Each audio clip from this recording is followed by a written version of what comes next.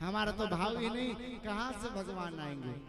क्योंकि भगवान तो केवल भाव पसंद करते, बाकी भगवान को कुछ नहीं चाहिए। एक बार एक संत जी वृंदावन में बड़ी सुंदर कथा सुना रहे थे। रोज माता बहनें वहां खूब कथा सुनने आती थी।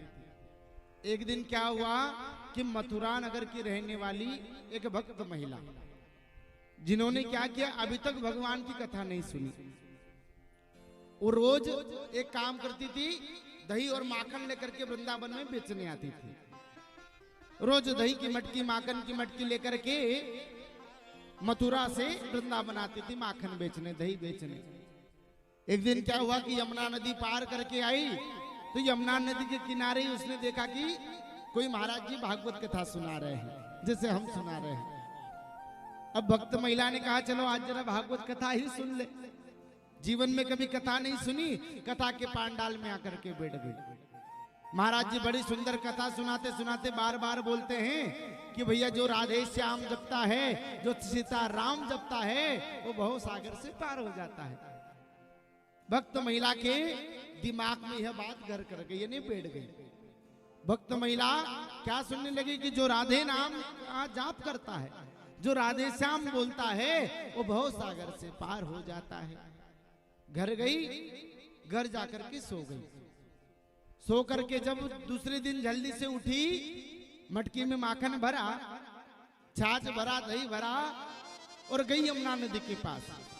अब रोज क्या करती थी, नाव में बैठ करके आर पार होती थी। उस समय में एक आना लगता था नाव में आने जाने का, एक आना आने का, एक आना जाने का। अब उन्होंने कहा, एक बात याद थी कि जो राधे श्याम जपता है वो भवसागर से पार हो जाता है। तो भक्त महिला ने सोचा जब भवसागर से पार हो सकते हैं तो यमुना नदी क्यों नहीं पार कर सकते, ये तो छोटी सी नदी है। भक्त महिला ने मटकी को रखा माथे पर और कथा याद करती है, राधे श्याम बोलती गई। जब पहली बार राधे श्याम बोला, यमुना नदी में पैर रखा, पैर ऊपर जम गया। फिर अगला पैर राधे श्याम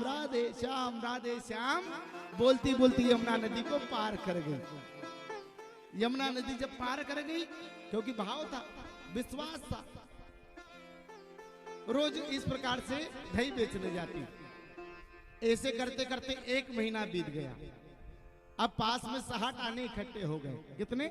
60 आने, क्योंकि 30 दिन थे, एक आना जाने का, एक आना आने का। घर में 60 आने रख लिए। उन्होंने सोचे क्या करे पैसे को, अब पैसे तो बच गए हैं। भाई महाराज जी ने मुझे शिक्षा दी थी, क्यों ना मैं ये पैसे महाराज जी के कारण बचे तो महाराज जी को ही दान कर दूं। अब भक्त महिला ने क्या किया कि एक दिन वही महाराज जी को भोजन का निमंत्रण देने गई।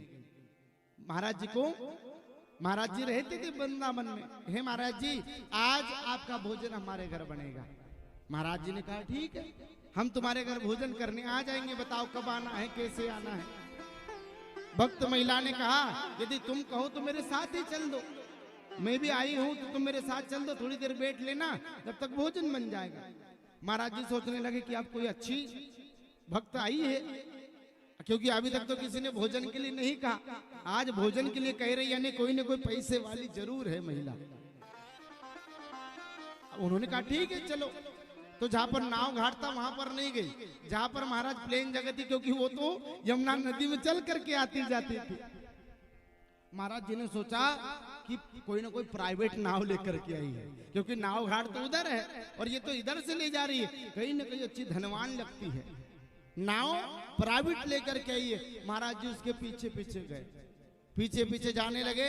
भक्त महिला यमुना नदी के पास गई और यमुना नदी के पास देखा महाराज जी ने तो कोई नाव तो नहीं दिखी, पता नहीं कहां से ले जाएगी। भक्त महिला ने जब पैर रखा, भक्त महिला का पैर तो जम गया।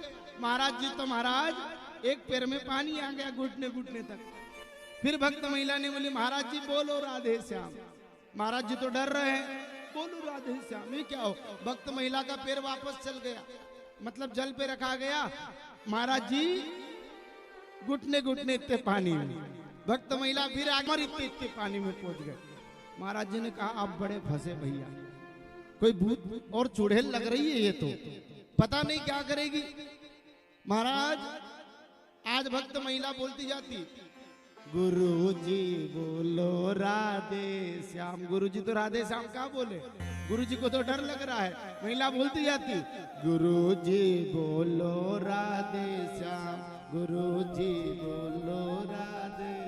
महाराज गुरुजी डरने लगे। भक्त महिला कहती है, गुरुजी बोलो राधे श्याम और चलो। हेम भैया, हेम दीदी, कौन हो तुम, मुझे क्यों परेशान कर रही हो?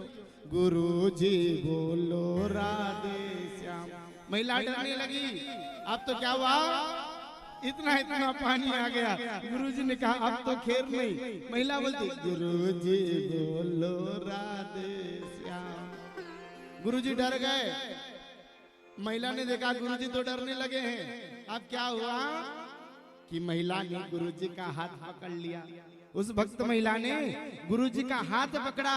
महिला भी पानी पर चलती चली गई, उसके पीछे पीछे गुरुजी भी पानी में चलते चले गए। गुरुजी बोलो राधे। गुरुजी ने आंखें बंद कर ली, भक्त महिला के पीछे पीछे यमुना नदी को पार कर गए। गुरुजी की जरा सांस चलने लगी। हाँ चलो, कम से कम अब जान तो बची। भक्त महिला ने ले जा करके घर में आसन पर बिठा दिया। आसन पर बिठाया। भक्त महिला ने पहले तो 60 आने ला करके रखे गुरुजी के पास। गुरुजी तो समझ रहे थे कोई ना कोई जादू टोना जानने वाली है, इस समय पैसे कैसे लूं। गुरुजी ने पूछा, ये पैसे तुम मुझे क्यों दे रही, मुझे तुमसे पैसे नहीं चाहिए। क्योंकि गुरुजी आज भक्त महिला के पैरों में आ गए और कहा, नहीं नहीं मुझे तुमसे पैसे नहीं चाहिए देवी, तुम कौन हो। आज भक्त महिला ने पूरी पूरी बात कह दी। महाराज जी, 1 महीने पहले मैंने तुम्हारी कथा सुनी थी और वही कथा में तुमने कहा था कि जो राधे श्याम जपता है, जो सीता राम जपता है, वो भव सागर से पार होता है। तो मैंने तुम्हारी बात को सुना और यमुना नदी मैंने पार करी, तो मैं यमुना नदी के पार हो गई।